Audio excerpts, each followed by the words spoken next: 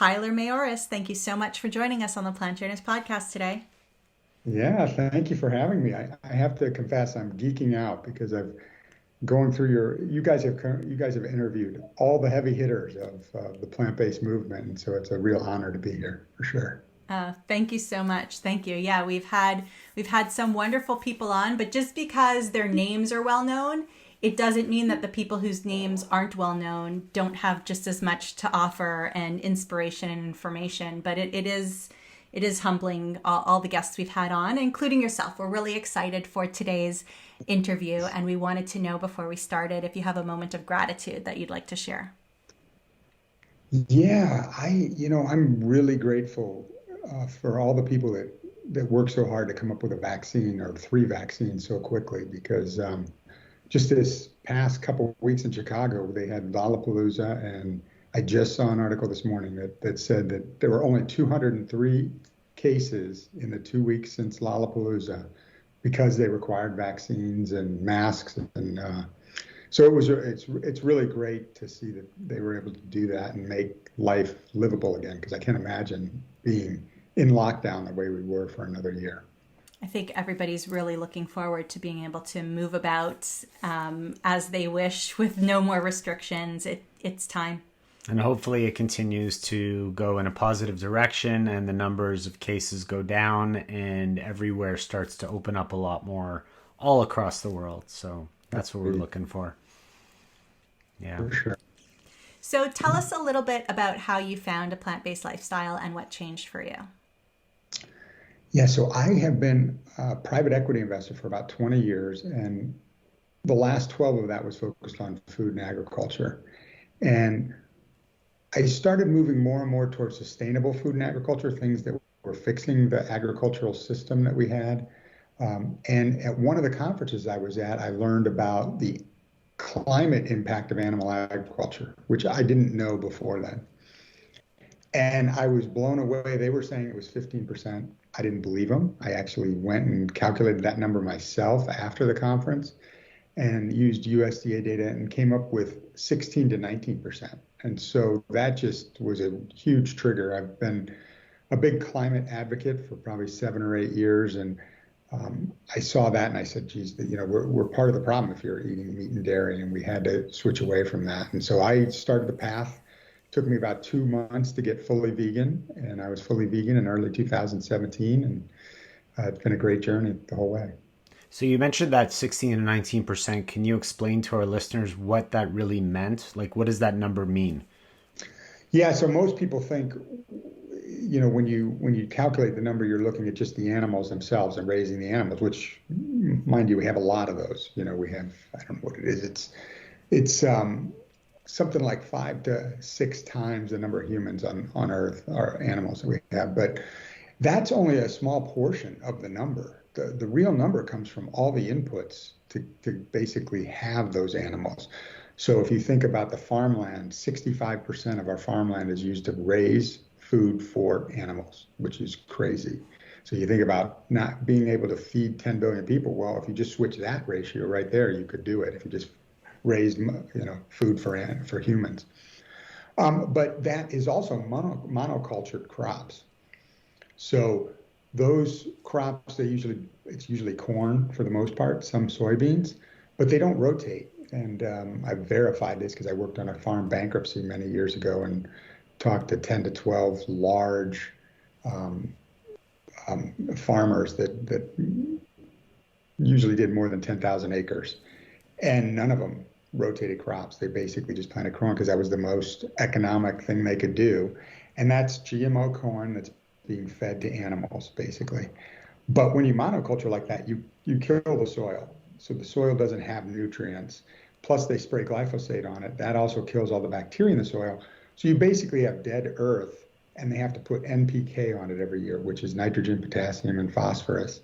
And those three elements, or fertilizers, if you will, very carbon intensive. Nitrogen, you actually heat up the air with oil, basically, by burning oil, and to a very high temperature to create a chemical reaction to create liquid nitrogen.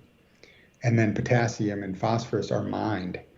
And so all three of those are very carbon intensive, That's what they put on the soil so that stuff will grow on it.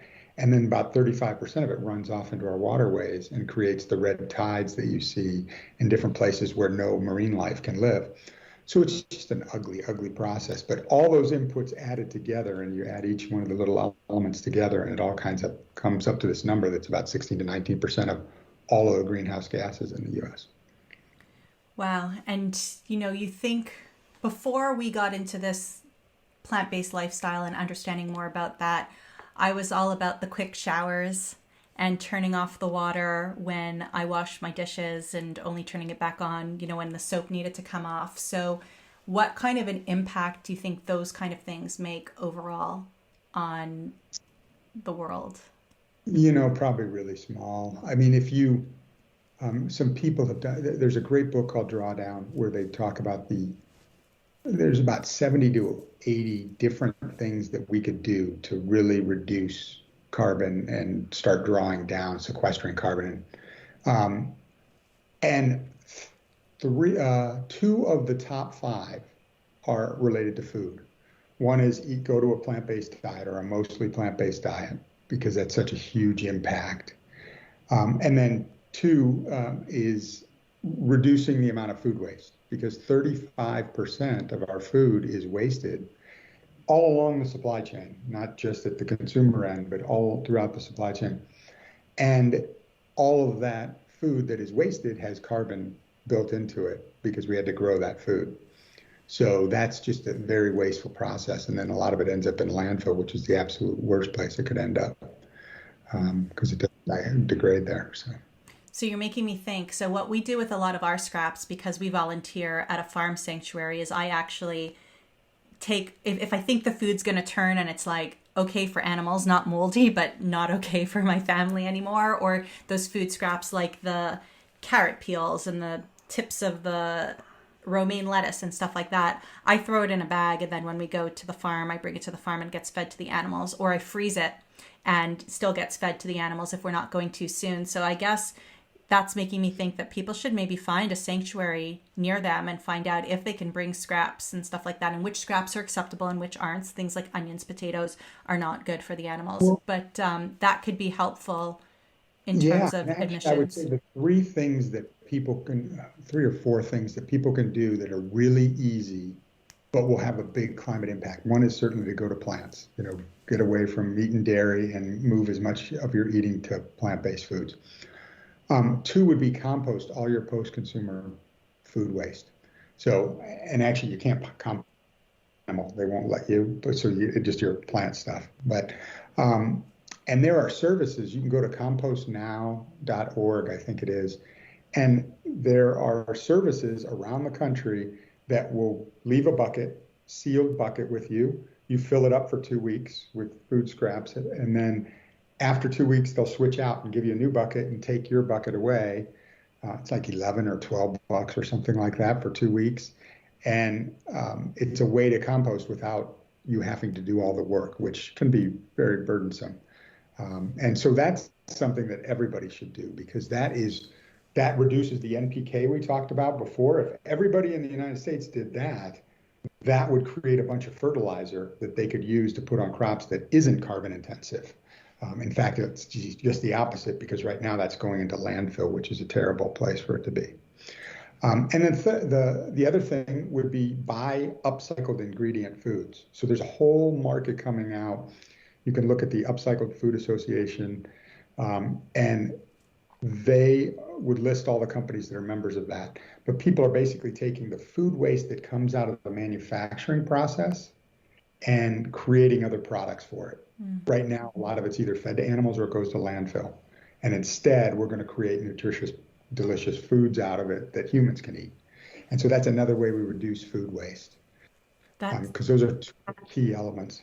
That's super interesting. I haven't heard of that before. And we're very lucky. We're fortunate. We live in a community that has a composting program in the community. So we just fill our bins and put them in, and they spin out whatever's not supposed to be in there. And hopefully, crossing my fingers, they use it for something good. But yeah, that's all really, really interesting information. And I put some of those things in the show notes at planttrainers.com. So let me ask you a quick question.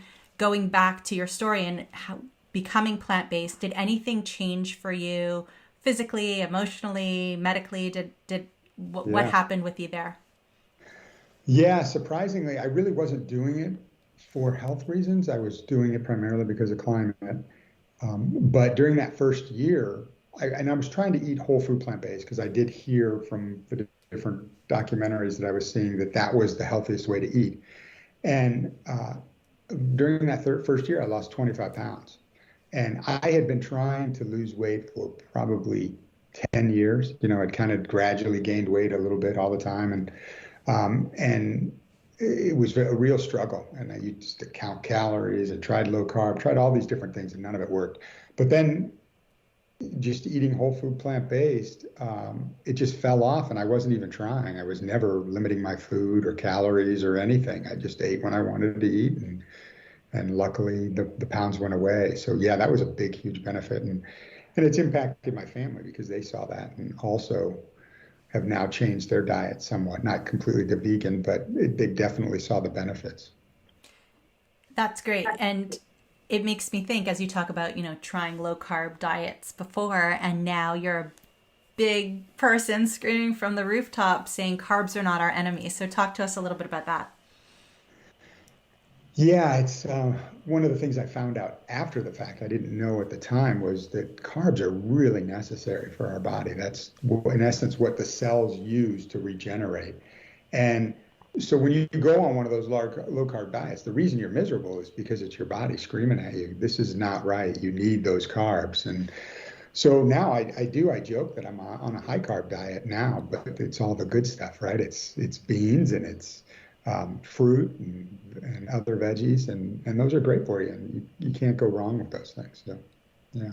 So as someone who's promoting beans, and I got to go here because I know we're going to have listeners that are going to ask these questions to us later, but there's a certain doctor out there who's concerned about the lectins in beans, and I'm wondering how you respond to those questions because I'm sure you get them often. Yeah, I mean, that's one doctor, and he really is selling supplements. He's a supplement salesman, basically. He's like the old snake oil salesmen from the past, right? And he does a huge business. It's multi-$100 million business selling supplements. So that's what he's doing. If you cook your beans, if you soak them overnight, that's even better. But if you cook your beans, all the lectins are gone. They boil away, and I eat tomatoes all the time. I don't have any negative health impacts from them. So I frankly don't know what he's talking about, and I have to trust in people like Dr. Michael Greger, who's said it's complete bunk, and Dr. Khan, and the people that really know the science behind it, that it's just garbage.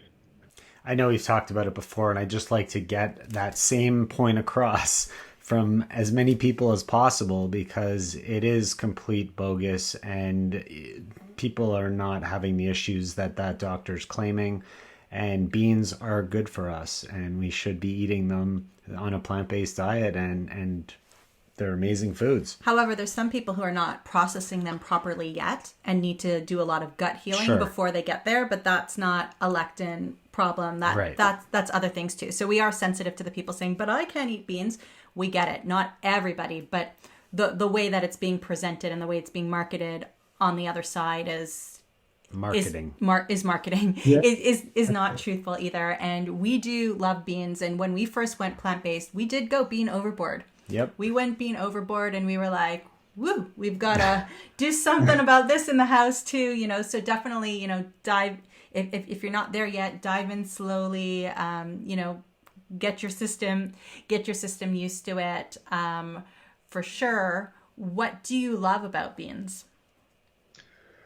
Well, and one of the other sad things about that guy talking about negatively about beans is that we're all fiber deficient. Like 95% of Americans are fiber deficient, and beans are one of the most fibrous foods you can possibly eat. And so I know you've had Dr. B on a couple times, and love that guy, and the whole Fiber Fuel book.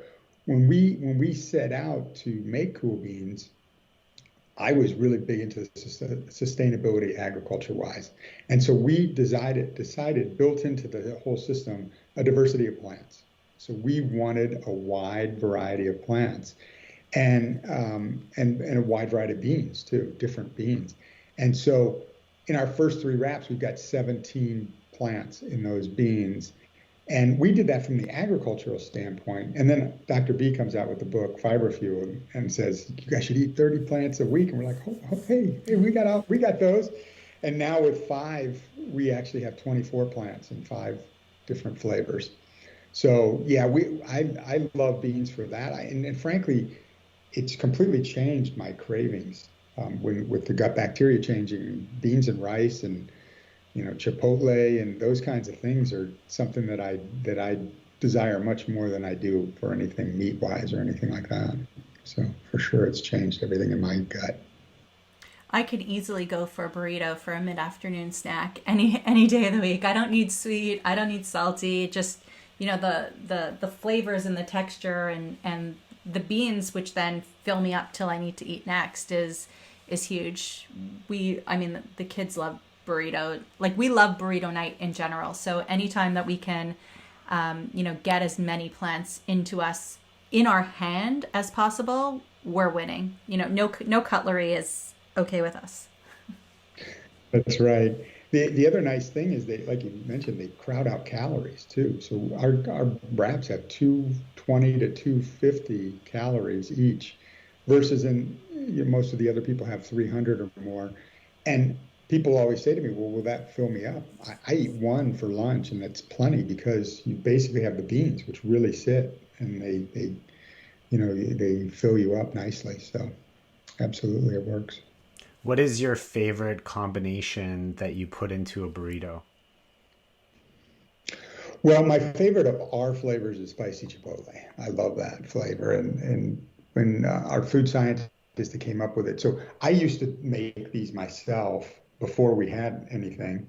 And I would just basically make curries and different things. And then I'd basically let them cool and wrap them into wraps and freeze them so that I could take them to work. And so I was trying a lot of different things. When we came out with the first flavors, we tried a bunch of different flavors that she had come up with. But that's right from the very beginning. The smoke, and we originally called it smoky chipotle because it's got a smoky flavor to it. But we figured we better say spicy because it has a bite, and people that aren't used to spice, it has a real kick to it. But I love that smoky flavoring that comes with it, and that really. So that's my favorite flavor of our flavors. But the other thing I've done breakfast things. I've used fruit. I often eat fruit in the morning for a bowl, like blueberries and flaxseed meal and walnuts. Some of Dr. Greger's favorites. But you can roll those into a wrap as well, and those taste really good. It's almost like a dessert then, as opposed to kind of just a bowl.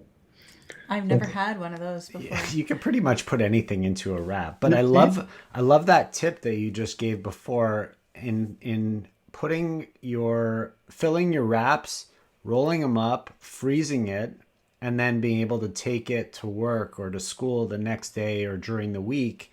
It's such a quick and easy way to have your lunch prepared. And I know that you've gone ahead and taken that idea and built a company out of that, but it's such a smart concept that anybody could really do at home pretty easily. Yeah, we had really limited freezer space where I was. We lived in a city, and I couldn't just stick a big bowl of something into the freezer. And then what are you going to do with it? You got to thaw it, and then you're just going to take a little bit out. And so I was like, how am I going to freeze this stuff? And so I put it into individual wraps that I could then just separate with saran wrap or something in the freezer. It was really easy, and it was space efficient. So when it thaws out the next day, does it get all soggy, or how do you avoid that from happening? So when I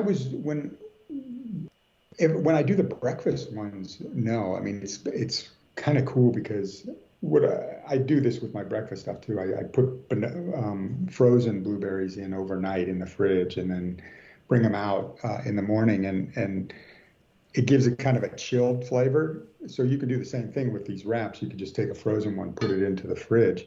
I would heat them up then. So I would eat them heated. Mm-hmm. So it really depends on, you got to get good at rolling. the burritos because it's not easy. They sucked at the beginning and they were always open at the ends, and then it's going to spill out. But when you learn how to do it, then it's much easier to cook in the microwave and not make a mess. You got to get an even tuck. Yes, exactly. Yeah, exactly. It's fun. It was kind of fun teaching our kids, as they grew and started rolling their own burritos, and they're like, which way do I go first? Do I go this way first? And like it would end up more like a package, right? Like some kind of like flat square kind of thing. Yeah. Yeah, right, exactly. So what kind of tips do you have for, sometimes with frozen burritos, when you go to unfreeze them and follow the microwave directions, sometimes they'll stick to the bottom of the plate, or, when you flip them, you kind of don't do it evenly and they'll tear. So what kind of tips do you have for people to get that really even burrito shell when they're defrosting their burritos? Yeah. So when we first started, we have a gluten-free wrap too, which is unique, and there wasn't one on the market. So we had to develop that with our co-packer because we couldn't find anything that worked. So at the beginning, they weren't as good at making them. And so we have in our instructions, put a wet paper towel over the top and then cook both sides, right? I don't even use the paper towel anymore. They've become so good at making these burritos, and they're crispy and really good. So I just basically put a minute 25 on one side and about 25 seconds on the other side, if you've got a strong microwave, and they cook evenly through. So I don't really do anything special to make sure that now we do have some other folks within our company that swear by doing that cooking process about the same amount of time, but then putting them in an air fryer for 4 or 5 minutes because it gives a crispy outer shell. And I don't have an air fryer, but I'm dying to try that because they say it's just unbelievably delicious. So you could probably get the same feel from putting it in the toaster oven for a little bit as well. Awesome. I love that. So we've talked a bit about the burritos, but we never really mentioned what they're called. So I want to give you that opportunity to really let people know what we're talking about here. So go ahead and share that.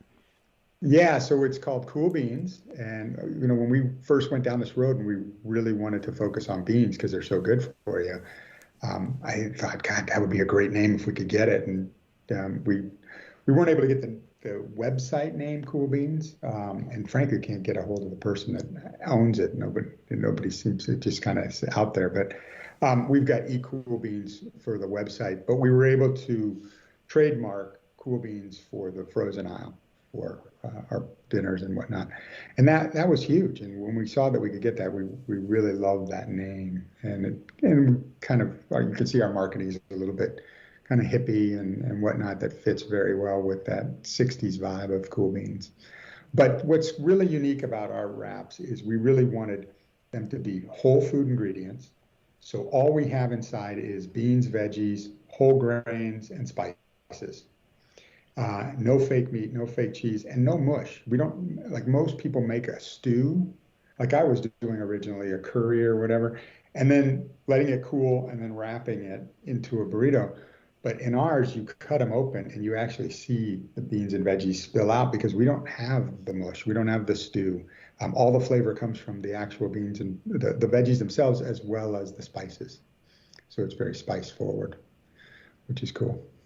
Love products that use real food in there without the extra fillers and additives and all that extra stuff. So appreciate you doing that and having that available to people who need fast food on the go. And that's kind of someone looking for a meal that they don't have time to prepare. They could pick one of those up, and it's always a good option.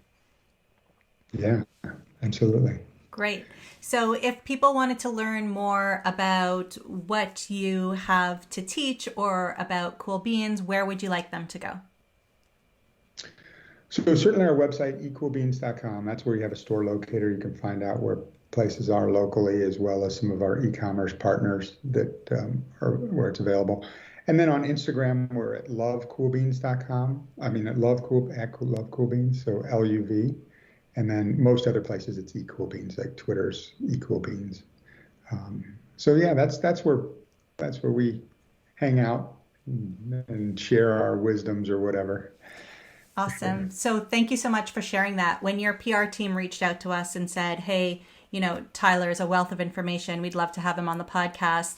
Of course, we hadn't heard of you guys yet. And our response was, well, we don't have anybody on the podcast who we wouldn't support their products ourselves as a family or as a company. So we did give them a try, and we did really like them. And we wanted to give you an opportunity to share your wealth of knowledge and be able to talk about Cool Beans today, because we just love bringing amazing people and amazing new opportunities to for people to eat healthfully on the go too, if they don't have time to make everything. So we are really happy that you were able to share with us today, and we're excited for everybody to hear the show. And we're going to put a link in our show notes to all your contact information so people could figure out how to get Cool Beans into their kitchens and enjoy those burritos. So thank you, Tyler. We really appreciate you taking the time to be on the Plant Trainers podcast. Yeah, thank you. And thanks for what you guys do. I think it's amazing, the information that you bring to everybody with all the amazing guests. So keep up the good work. Thank you. Thank you.